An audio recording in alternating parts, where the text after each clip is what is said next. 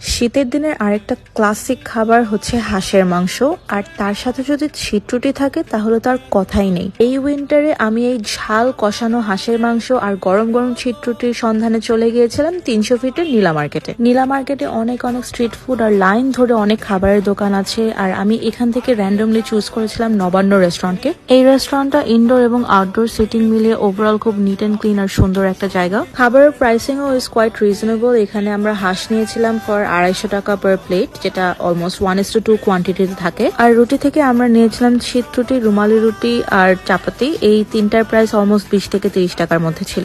হাঁসের মাংস taste wise খুবই মজা ছিল, ঝাল ঝাল এবং খুব ফ্লেভারফুল একটা স্বাদ ছিল। হাউএভার আমার কাছে মাংসটা একটু শক্ত মনে হয়েছে, সো আমার মনে হয় আরেকটু কষালে it would have been softer. তো ওভারঅল এক্সপিরিয়েন্সের ব্যাপারে যদি বলি, এরকম আউটডোরে বসে ঠান্ডা ঠান্ডা ওয়েদারে গরম গরম হাঁসের মাংস আর ছিট রুটি খাওয়ার মজাটাই আলাদা। তো নীলা market was a 10 on 10 for me.